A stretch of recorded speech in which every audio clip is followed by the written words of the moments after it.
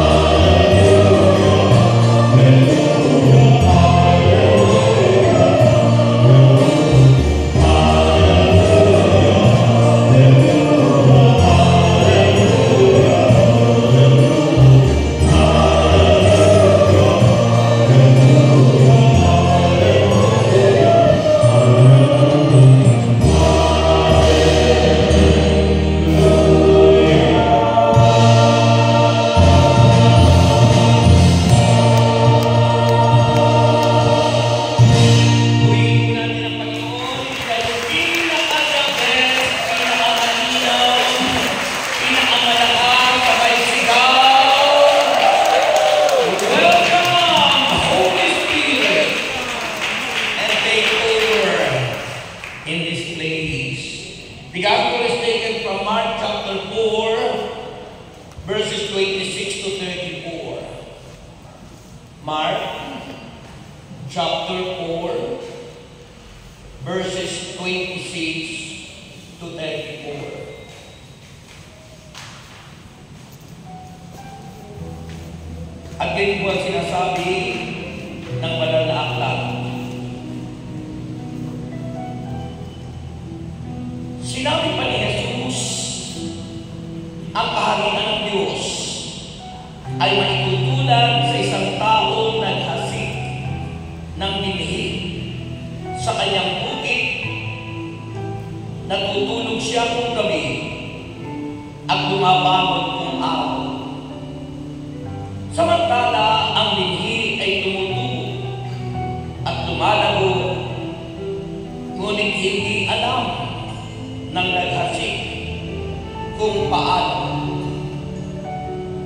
Ang lupa ang nagpapasipon at nagpapabunga sa mga pananim. Usbong muna ang lumilitaw, saka ang tangkay.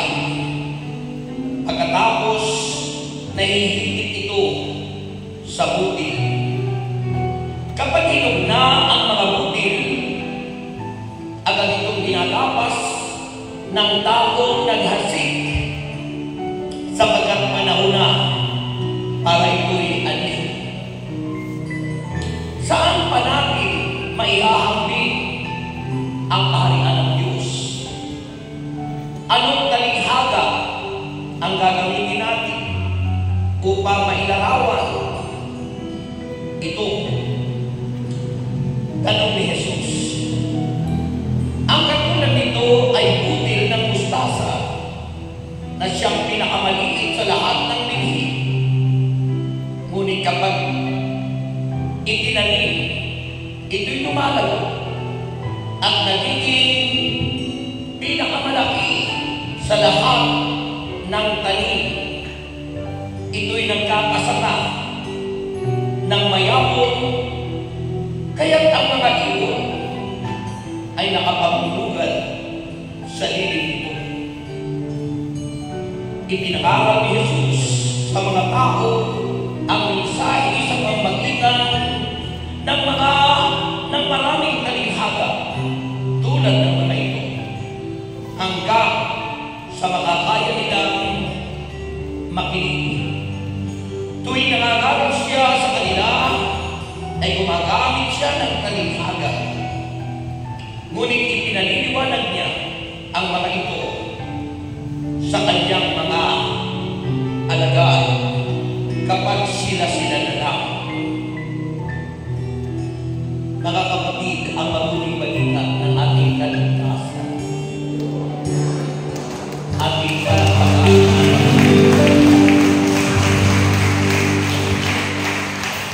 Inalam po ba yung gabi ng kalakasyon? Hindi na po kayo maupo sa napakagandang presensya ng Diyos. Magandang gabi po sa inyong lahat. Para po po kayo sumagot. Magandang gabi po sa inyong lahat. Lahat po kayong sumagot ay answered prayer na. Yan po ang pananampalataya. Diba? Ang pananampalataya kasi ang susi para kampi natin ang lahat ng pangako ng Diyos. Sa tao walang pananampalataya, yun ang paraan para kung sila'y mapunta sa impyerno. Pero sa tao may pananampalataya, nakatikiyak ka na ikaw ay patungo ng langit.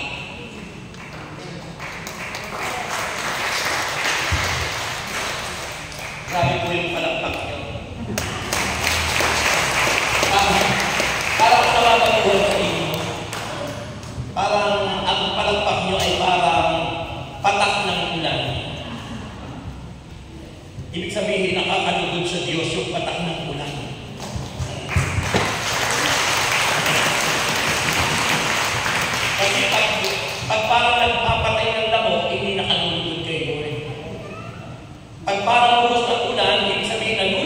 Panginoon, sabagat ang patak ng ulan ay sumisimbolo sa biyaya na ating tatanggapin. Ang pag-uusapan ko ngayon ay what is the kingdom of God like, mga kapatid? Saan natin maihamin tulad? Saan natin maihamin? Ano ang katulad ng kaharian ng Diyos?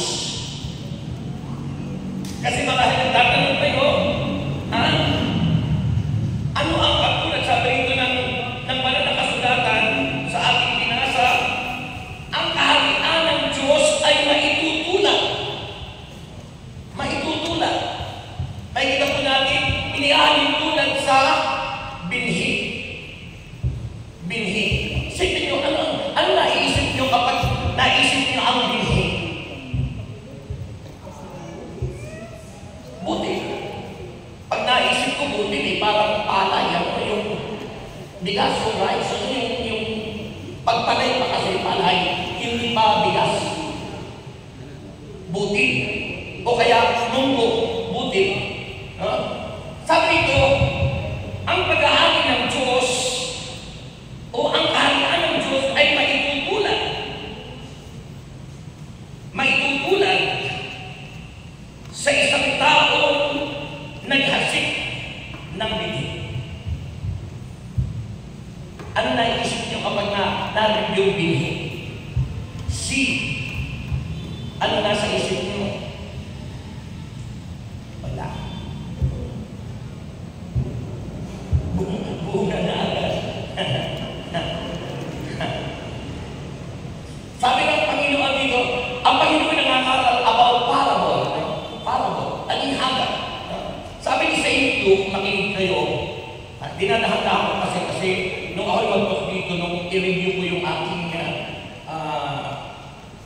yung video, parang hindi ko maintindihan kasi nag-iipo.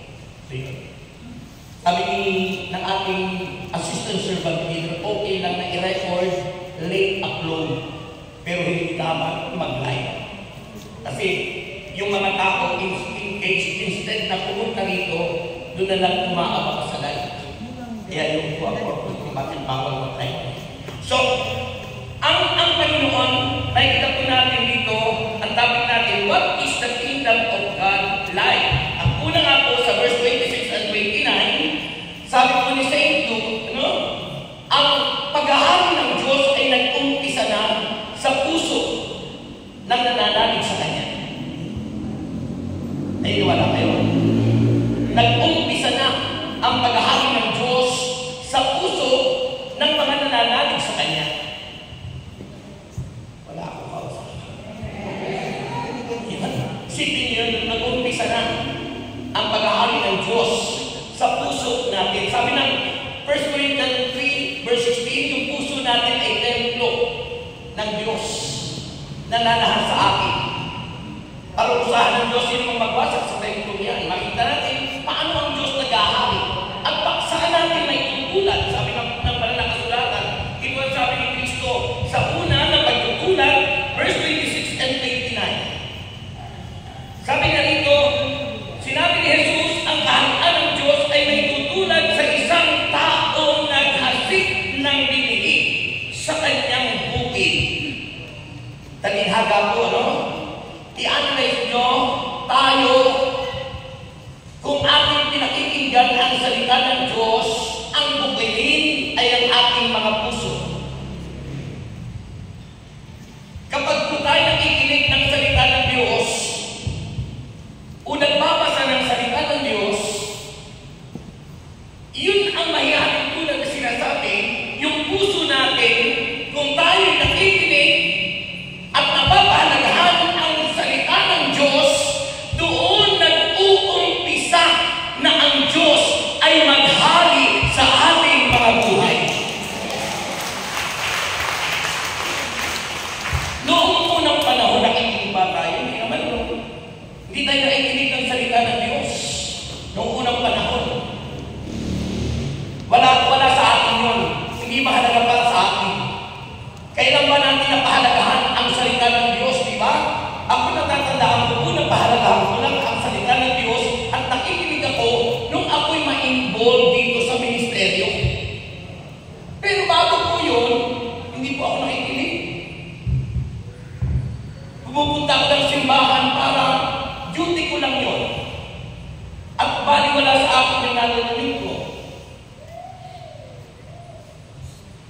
sa mga pagsisermon o pangangaral ng pari. Pero, nung tayo po ay na-involve na dito sa ministeryo, doon ko na pagnilayan at doon ko na realize na ang salita ng Diyos ay napakahalaga sa buhay ng bawat isa sa atin. The Word of God is the seed. Ito yung binhi. Di ba yung parang ng Panginoon doon sa mahasik ano? May nahasik sa matabang lupa ng mula. May nahasik sa batuhan ng tuyo. May nahasik sa tabi ng daan ng lupa ng ibon.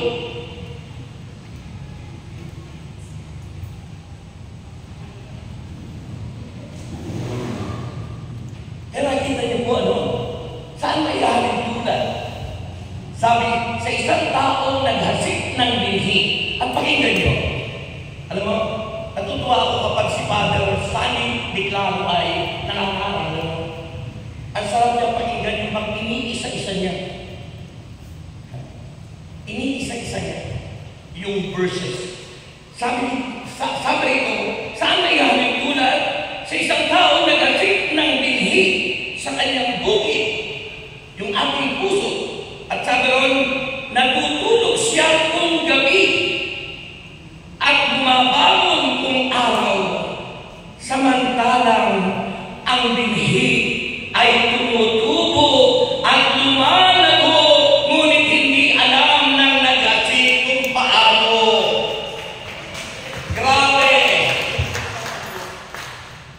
That's how important the Word of God in our life, mga kapatid. Isipin mo, pag tayo nakinig, lingid sa ating kaalaman, yung pinakinggan natin na salita ng Diyos, it penetrates, dumadaloy,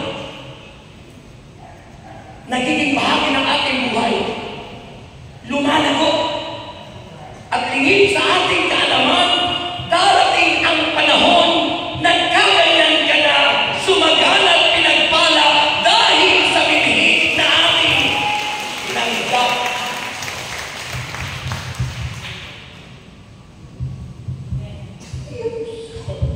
Kaya sabi ko, pag pinagnilayan ko, kailan ba kami iniangat ni Lord ang buhay? Nung narinig na lang na pinapahalaga namin yung Word of God. Pero noon talagang hirap na hirap. Squatter. Pero sabi ng Bible, diba? Yung binhi yun na salita ng Diyos, sabi ng Biblia, Hebrews chapter 4, verse 12, ang salita ng Diyos, buhay. Ako naman ang sumagot. Ang salita ng Diyos ay buhay. Pag sinabing buhay, tinutukoy si Kristo. Mabisa. Kagaya ng tabak.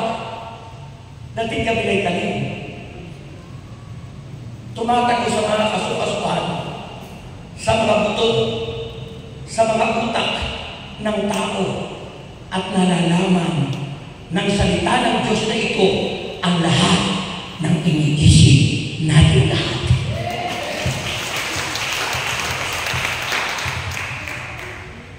Makikita niyo po, no? Yung Word of God na ito, no? Ano yun?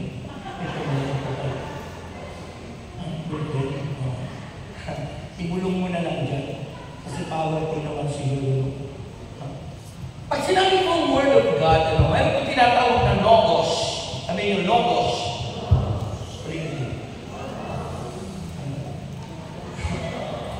Pag sinabing logos, yung po yung written Word of God. It is the Bible. Ang Biblia, logos. Pag sinabing rema, sabi niyo rema. Pag sinabing rema, yung po yung spoken word, yung pinakikinggan natin. Kagaya na yung pinakikinggan nyo, salita ng Diyos. Pag sinabing rema, nagpipenetrate, nagre-rema sa ating pagkatao. Ibig sabihin, tumatagos. Tumatala. May taga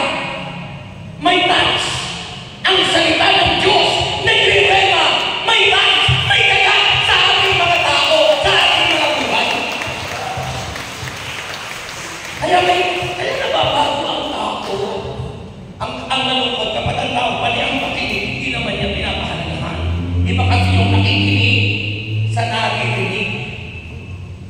Maring narinig lang natin, pero wala lang passive. Pag sinabing passive, paglagpas dito, balik ulit dito. Passive. Lagpas lang. Baliwala. Pero kung ating ninanamnam, pag ating ninanamnam, yung inihasik natin, sabi ron, ang paghahari o ang kaharian ng Diyos ay katulad ng isang tao naghasik ng isang binhi. Pagkatapos ng ihasik, siya'y natulog at siya ay gumagawa na nagtatrabaho na hindi na nalalaman yung binhi yun ay lumalago, tumutubo at namumunga ng maraming bunga. Yun ang paghahari ng Diyos. Kaya malalaman nyo, pagnilayan nyo ang sarili natin, kung naghahari na nga ba ang Diyos sa atin. Unang-unang kapag naghahari na ang Diyos sa atin, yung power ng word, nagbabago ang ugali ng tao. Pero malulog, maraming taong matagal na sa kabati, pero minsan parang hindi nagmamature. Parang hindi lumalago yung binhi. Parang walang effect sa buhay natin yung Word of God. Ano bakit? Yung mga taong tampuhin, pero ang tagal na sa gawain. Mayroong mga taong may posisyon nung mari-org na wala, nagtampo. Nawawala sa ministry.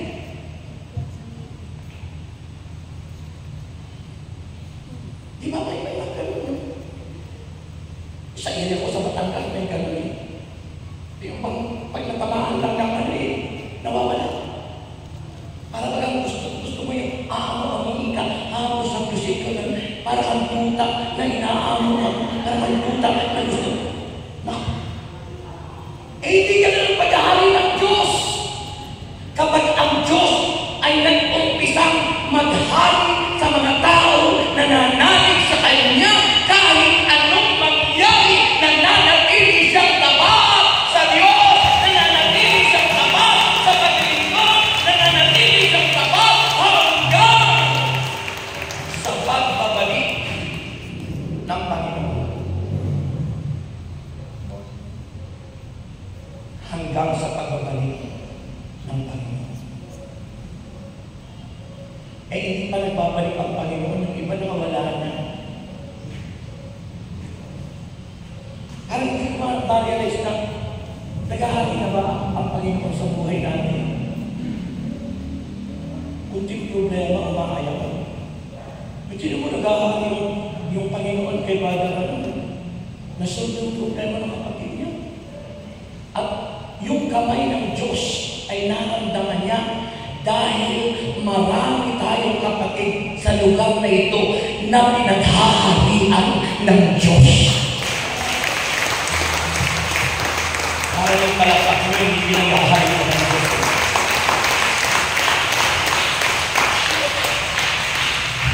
Sabi ng pakinggan, sabi niya, natutulog siya, yung naghasikan. Natutulog siya. Kung gabi, at humaha at bumababon kung araw, samantala ang binhi ay tumutubo at lumalago, ngunit hindi alam ng naghasik kung paano. Ganun ang paghahari ng Diyos. Ganun ang paghahari ng Diyos sa puso natin. Isipin mo yung totoong paghasik, yung totoong binhi, ilagay mo sa lupa. Nilagay mo lang doon. Pagdating mo lang, tumubo na. Bakit tumubo?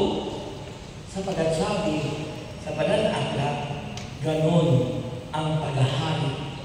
Diyos. Ibig sabihin, kung tayo sumampalataya, nasa atin yung binhi, ang salita ng Diyos. Lingid sa alam mo, bakit ka pinagpalat umunlad sapagkat naghahari na sa iyo ang Diyos.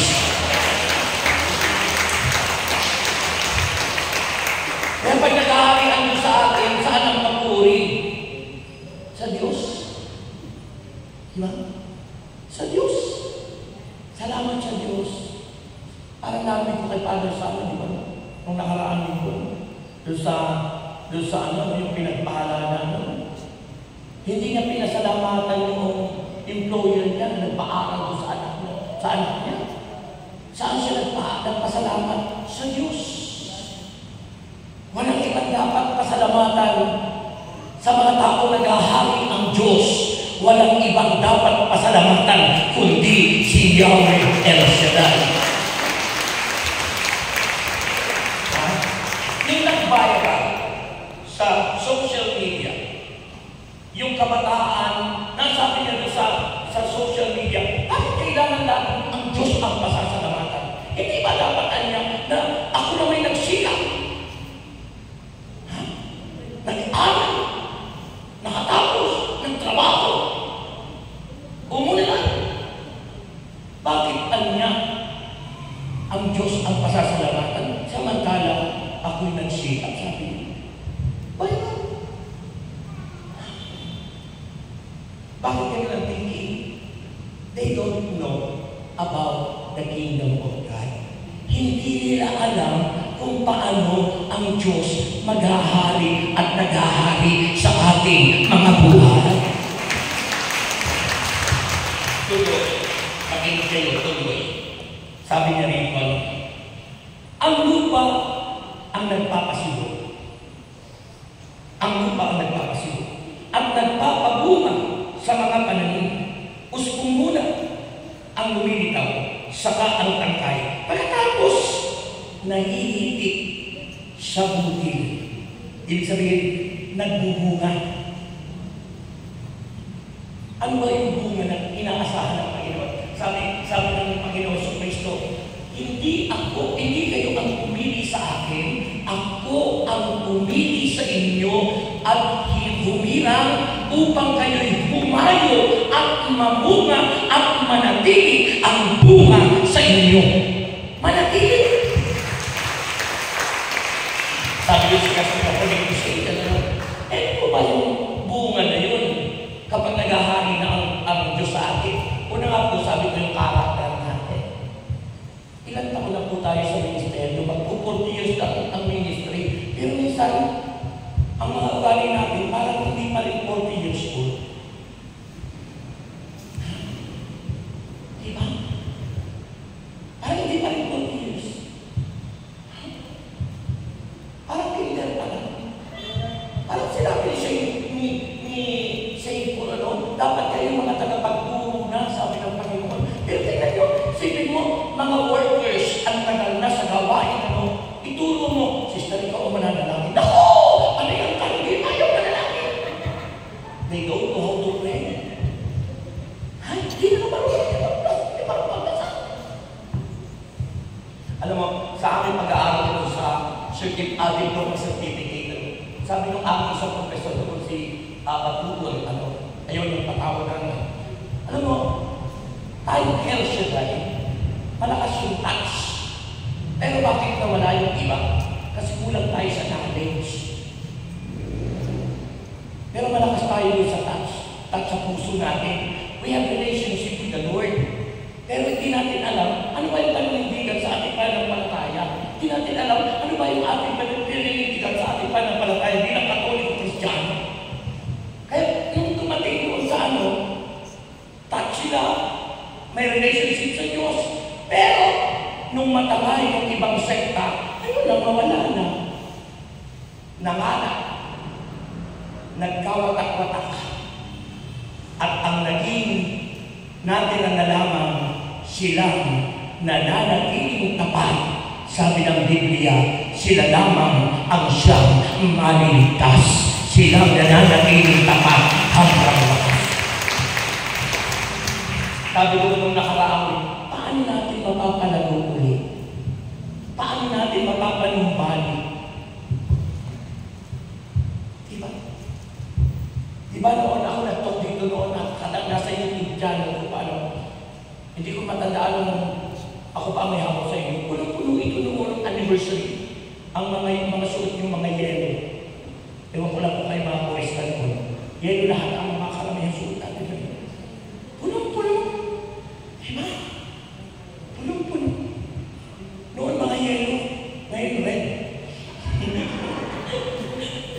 O ako, sabi naman, paano natin mapapanumbalik? Ano dapat natin gawin para mapanumbalik? Papapansin natin kahit sa Amber kaya lang dumadami, lumalabas yung nandun sa loob. Kaya dumadami nasa labas. Nasaan? Ano ang paghahari ng Diyos, sabi ng Biblia? Ang paghahari ng Diyos ay tulad ng isang butil na nahasik sa patabang lupa. Hindi mo alam na tutulog ka, nagtatrabaho ka, pero yung ihasik mo sa puso mo, lumalago, tumutubo, at nagbubunga ng butil doon sa iyong puso. Ibig sabihin, dapat nagbabago, dapat may natutunan, dapat tumitibay, dapat tumatatag, na kahit anong pagsubok ang dumating sa buhay mo, hindi mo ipagpapalit si Kristo, si Yahweh El Shaddai, sa anuman dito sa mundo. Kapawin na lang tayo na, pero pinagpapalit siya ulit. May nakasabay ako. Naglilingkod din siya dito. Hindi ko sasabihin kung anong klase ng lingkod. Sabi niya, naman Brother Rex, nakasabay ko yung ang dami lang naaakay kasi sila, binibigyan nila ng 1 kilong bigas. Sabi ko, ay magpapalit yung pananampalataya mo sa 1 kilong bigas lang. Ganun lang ba kahalaga ang iyong pananampalataya kay Jesus? Ipagpapalit mo sa grocery halagang 500 piso na may 1 kilong bigas, may 2 sardinas, may noodles, at kung ano pa. Ganun lang ba ang presyo ng inyong pananampalataya? Remember, our pay is priceless. Walang halaga ang ating pananampalataya sapagkat ang ating pananampalataya ay nakatuon at nakatutok kay Jesus. Ganun ang paghahari ng Diyos. Kapag naghahari na ang Diyos sa atin, minsan nga sabi ng wife ko pa, mahal mo pa ba kami? Kasi puro outreach ka na lang. Sabi ko, mahal ko naman ikaw Kanya lang ako, ikaw din naman kahit saan, kung saan ka napunta. Pag tayo magkatabi, magkatalikod na naman tayo. Talikuran na lang. Kasi kung sino-sino kausap na ng mga kliyente. Kaya, ano ang paghahari ng Diyos? Ano say-say? Ang paghahari ng Diyos, yun ang una na sinabi ng Bible. Tandaan niyo po, kung tayo pinaghaharian ng Diyos, mahalaga yung bunga, mahalaga yung fruit. Ano yung unang fruit? Yung karakter. At anong karakter? Anong ugali ang nais ng Diyos para sa atin? Yung karakter ni Christ. Yung Galatians 5 verse 22. Yung tayo lumalago sa pag-ibig. Natututo tayo magmahal. Natututo tayo magmalasakit sa ating kapwa na ipapakita natin yung pag-ibig at pagmamahal natin sa ating kapwa. Kaya na lang pagpunta ko rito, kung sa yung expressway, yung pagpasok dito. Susana, di ba si Susana, hindi ako pag Susana magandang traffic, may lumapit sa akin, pinagbilyo. At humihingi na pinuksan ko yung bintana, sabi ko, gusto mo, ampunin na lang kita. Hindi makasagot, binigyan ko ng konting na halaga. Nag-iisip, kasi matagal naman yung traffic So sabi ko, gusto mo ampunin na lang kita. Mamaya na kumantan ko, sabi ko, babalik na lang kita dyan. Alam mo, mga kapatid Kristo, unang-una dapat na makita sa atin, kung naghahari na ang Diyos, ay yung ating magandang pag-uugali. Doon mo may kukumpare, sino ka noon at sino ka ngayon. Kung noon ang naghahari sa atin ay demonyo. Kung noon ang naghahari natin sa atin ay Satanas, ngayon si Kristo ang naghahari sa atin na dapat tayo lumalago sa pag-ibig, kagalakan, kapayapaan, kahinahunan, kabutihan, kabakitan, katapatan, katyagaan, at pagpipigil sa sarili. Pagpipigil sa sarili. Kung wala ka nun sa buhay mo, sila ang maghapon mo. Tingnan mo na tayo sa control. Ha? Marami kang masawa. Ha? Nakikinig ako sa radio. Kanina. Papunta ako rito. Alas 4. Ha? Yung announcer sa radio natin, pinagagalitan yung sister. Ikaw mo magte-text kayo ng ganito, ganito. Bakit ganyan ka magte-text ganyan? Nasa isip ko, apektado tayo yan. Pinagagalitan ng nagtitip ko. Nagmumurag ang minsan. Ang paghahari ng Diyos, naghahatid ng pagbabago sa buhay. Ang paghahari ng Diyos, unang-unang binabago ang mga ugali natin. Sapagkat yung binhi ay walang iba kundi si Kristo. Salita ng Diyos, sabi ng John chapter 1 verse 1, in the beginning was the Word, and the Word was with God, and the Word was God.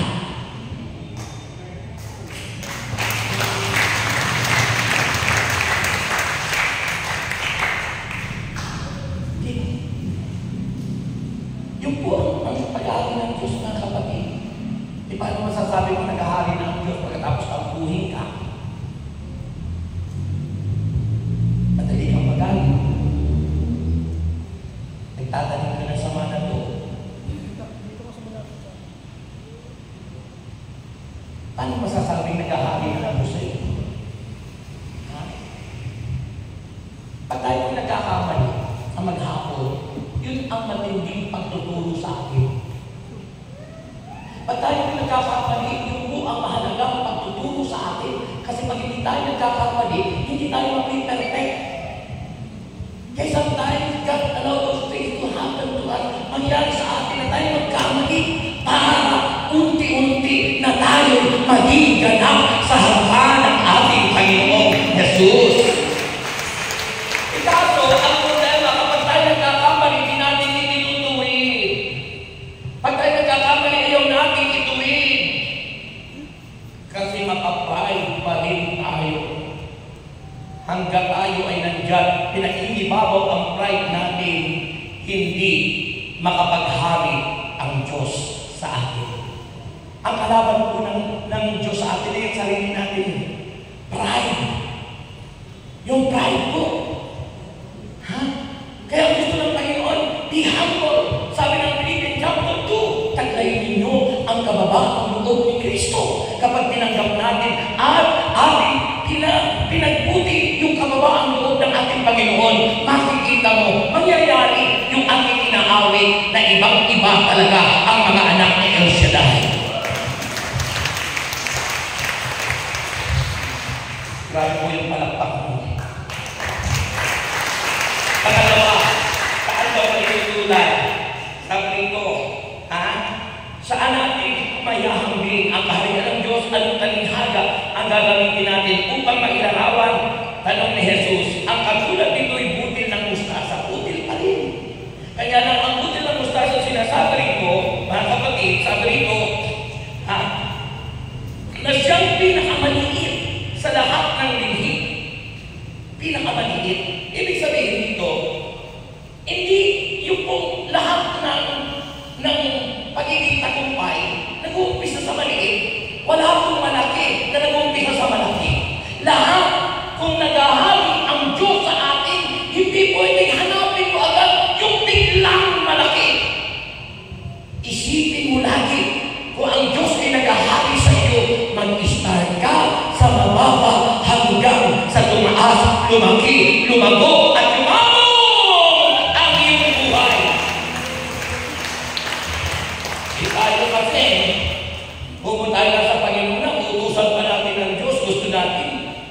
biglang laki agad.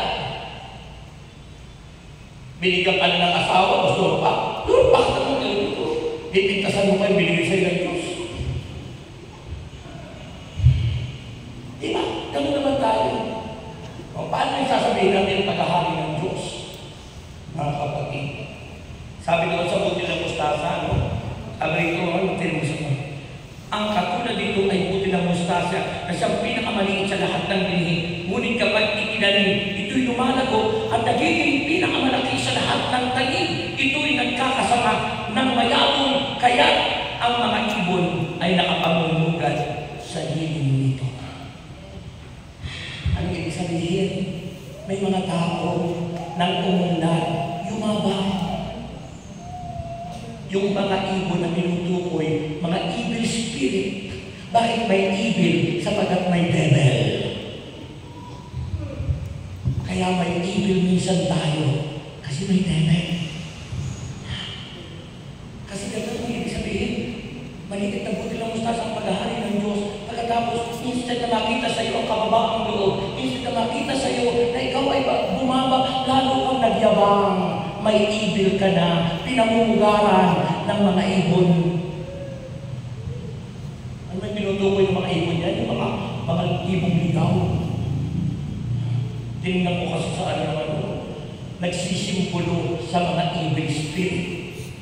Kaya pag ang tao'y sa kabila na ikay matagal na sa gawain, sa halip na magpakumbaba, yumabang ka naman. Ibig sabihin, tama yung dato sa parabol, para kang butil ng mustasa ang pinakamaliit, pero nang lumago, pinamugaran ka ng mga ibon, nasa iyo ang mga evil spirit. Instead na magpakababa, instead na makita yung magandang ugali, instead na lalo kang paggamit kay El Shaddai, itinakwil mo si Yahweh El Shaddai sa halip na yabang na tayo. Ganyan ang tingin niyo sa akin. Dahil 15 minutes na lang, ano ang sabi ng Panginoon? So what is the characteristic ng paghahari ng Diyos? Sabi ron, the kingdom of God does not conform to the standard of this world. Kapag naghahari ng Diyos sa atin, hindi ka na sumasakayin sa takbo ng mundo. Kaya sabi ko sa Romans chapter 12, verse 2, huwag ka kayo pumayos sa takbo ng mundo ito, mag-iba na kayo at magbago ng isip. Hindi ko anong iniisip natin. Paano mga iniisip natin? Sabi ko sa Batangas, ano ba iniisip natin? Ang iniisip natin minsan, mari-mari ano tumama. Umagang-umagang pa lang eh. Kasi mahilig yung iba sa taya-taya. Dapat po, habang tumatagal, nagbabago yung buhay, hindi na sumasakay. Kung tayo man may makamundo, dapat makita sa atin yung pagbabago. Kung noon makagaya ko, mahilig noon ako sa beer house, hindi na. Kung noon, mahilig ako sa poncho, hindi na. Kung noon, mahilig ako sa kung ano, makasaglibutan, ngayon, hindi na.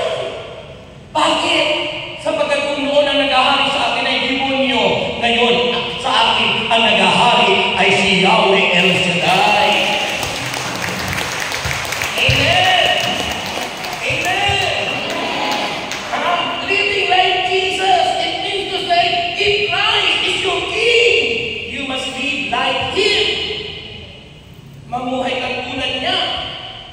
Kung nag-ahari si Kristo sa iyo, eh baka naman sarili mo nag-ahari pa rin sa iyo, kaya ito ang nasusunod, hindi ang Diyos. Living like Jesus. Utos yun ng Panginoong para sabi sa 1 Peter chapter 1 verse 15, yaman ang tumawag sa inyo ay banal, magpakabanal kayo. Ano ba ang inyong ginagawa? Kabanalan. Kasi ang langit ay lugar ng mga banal. Kung gusto natin makasalibutan, hindi ka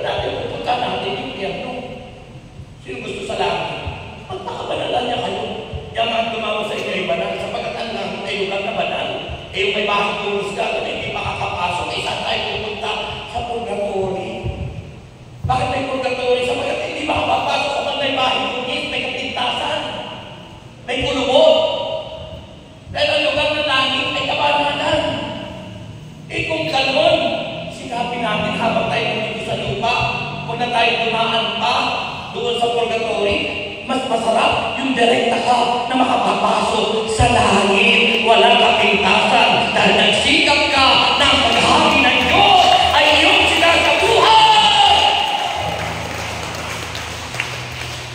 Ay kaso kung nakinig ka, ayaw mo sa buhay. Hindi yung pinatatawag yung kapatid mo. So yung po ang unahan. Ang kailangan po, ang tunay pinag-aharian ng Diyos hindi sumasang-ayon sa mundo. Ha? At pangalawa, those who inherit the kingdom of God are to bear its fruit. O yun daw dapat natin nakikita sa kanila yung bunga.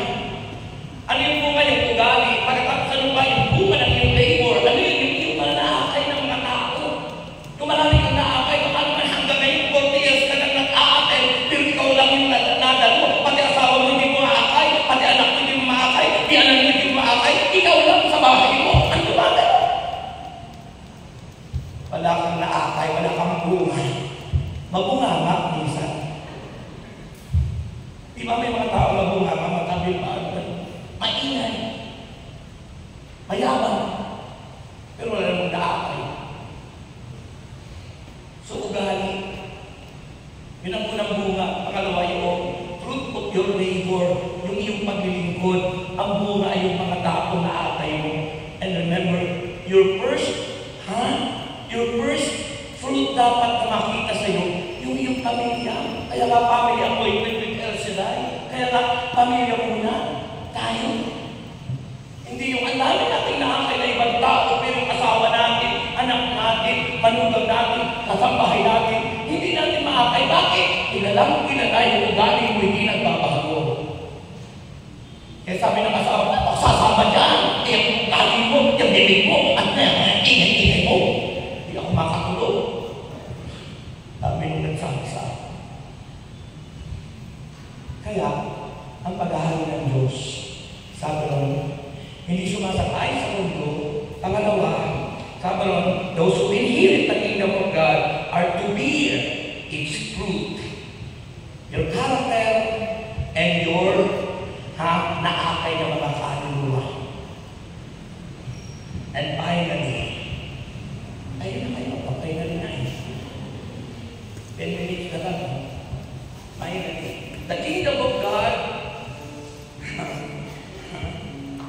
the kingdom of God is the will be. There will be. Sabi mo, may kapayapaan. Payapaan buhay.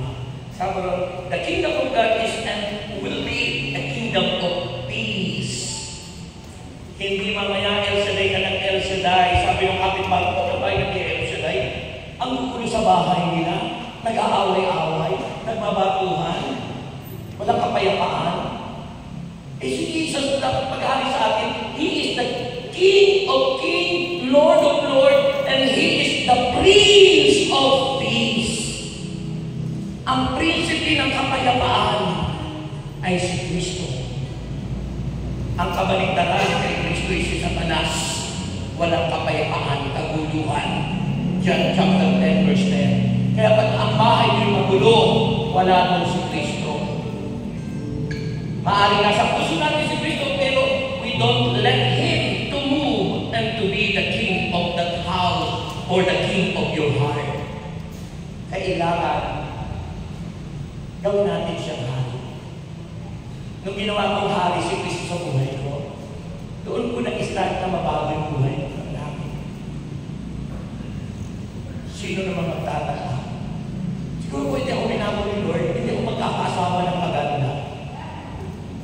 Totoo naman. Siguro kung hindi ako nabago ng Panginoon, hindi ako magkakasawa ng dalaga. Dalaga yung naging asawa ko. Pakalawa, di ba? Sabi ko magkakasawa ng dalaga. Dapat ako yung matandang dalaga o kaya yung balo. Sabi ko naman, hindi ko ito binibigay sa akin. Hindi mas maganda kaysa naman sa second hand. Diba? Ikaw binibigyan ka ng Panginoon ng first class. Anong gusto mo? Bangking? Ha? Binibigyan ka ng Panginoon ng first class. Anong bibilihin mo? Binibigyan sa'yo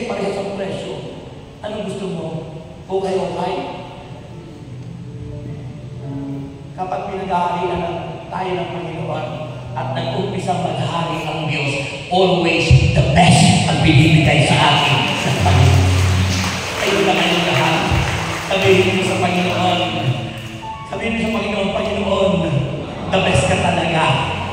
Ikaw talaga ay maaasahan sapagat ikaw ang dapat maghari sa aming buhay. Declare, maghari ka o Diyos sa aming buhay.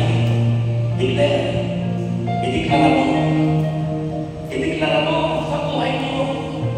Siya babasante, hallelujah. Nakikita po sa buhay natin kung totoo naghahari ang Diyos sa atin. Ikaalay ko sa iyo ang aking buhay. Baka tapos po yung buhay natin sa sinasabi ng Biblia. Baka kapaligtaran. Alam mo, makita natin kung ano yung sinasabi ng Biblia. Susunod ako ang iyong Yes. Alam mo naman sa pinagsasabi ng Biblia. Hallelujah.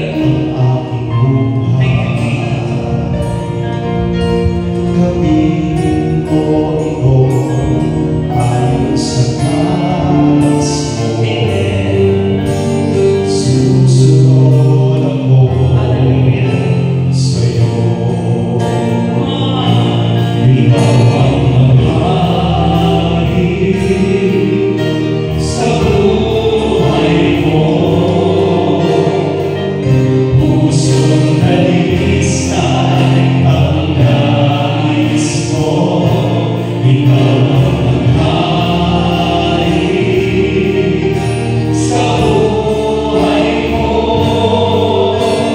Nais ko'y maging katulad mo. Ikaw ang maghari sa buhay ko.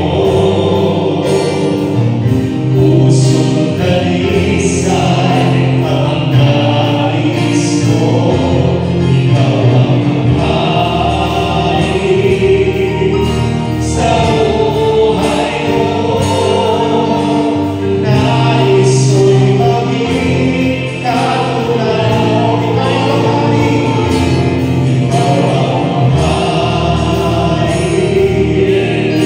sa buhay ko.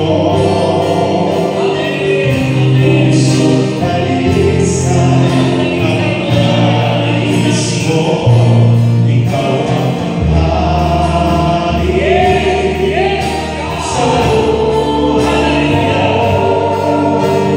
Nais ko'y maging katulad mo.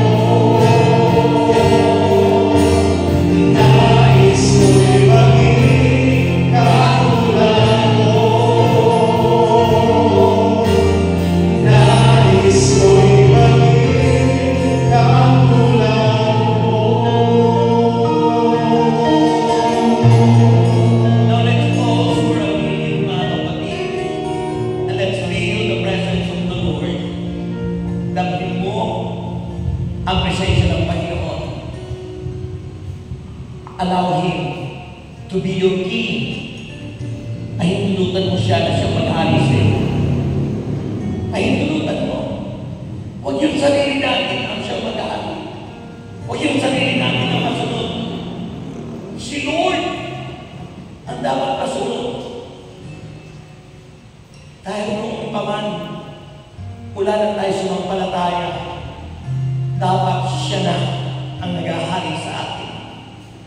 At ang katuparan ganap nun ay sa kanyang pagbabalik.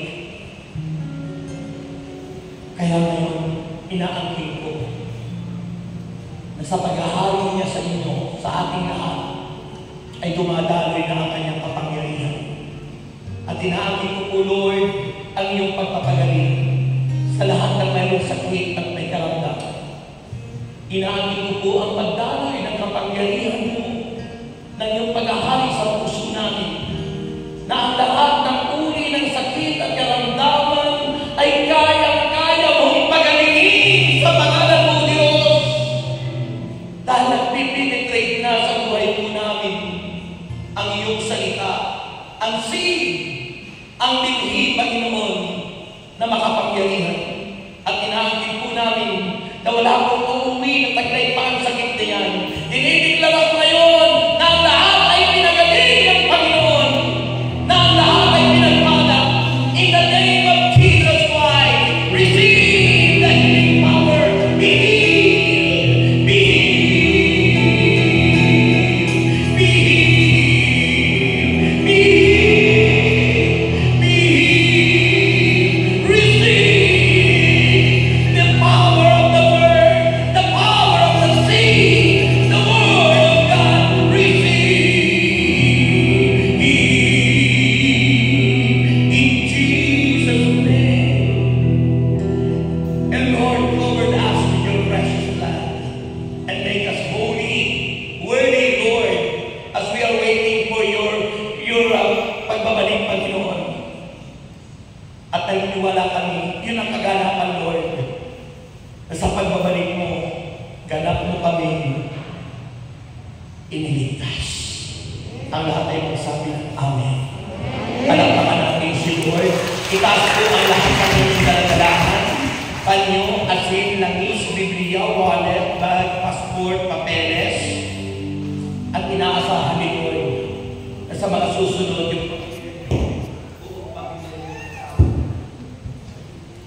because yun ay family appointment. Pamilya muna. Okay? Taas po ang lahat ng yan. Ama namin Diyos, magbasa ng mga bagay dito at tumalin po ang iyong himala sa aming mga bagay na tinataas ang iyong pagpapala, biyaya ay namin po namin at tumaasa kami, Ama, na ito'y binabasbasan muna at lahat ay ito'y magagamit po sa kapanahunan.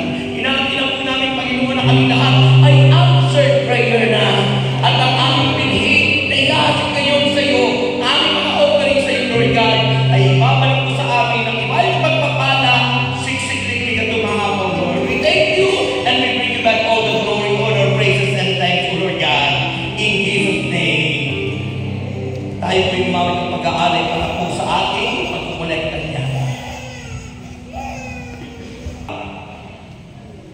Hatakan ko mga tatlong bonus.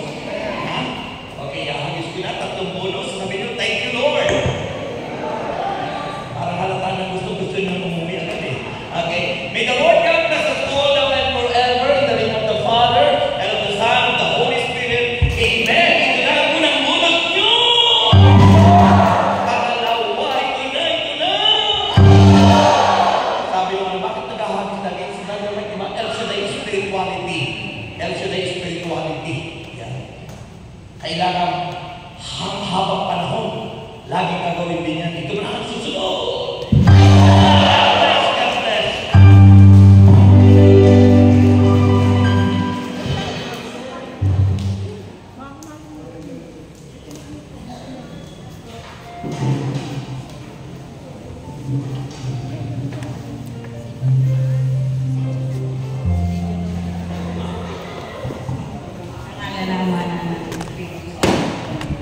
Banal na Diyos at dakilang Ama, Diyos sa mga kapangyarihan sa lahat. Muli sa mga kapangyarihan pangalan mo, Panginoong Yesus at ang banal na Espiritu, maraming salamat po sa matagumpay na gawain namin ngayong gabi. Salamat din po sa hiling ko kay Brother Rex America na pinadala mo, O Lord. Sana po, Panginoon, pagpalain mo po na lahat kami nakapakinig ng kanyang mahuling balita ay maging mabuting binhi at lumago at marami pa kami maakay at mapuno namin ang simbahan nito, O Lord. Kaya po, Lord, maraming salamat at samahan mo kami sa aming pag-uwi. Taglay namin ang pagpapala mo sa aming lahat. In Jesus' name we pray. Amen. Are they joke na bandon? God bless us all. See you po next Thursday. Salamat sa Diyos.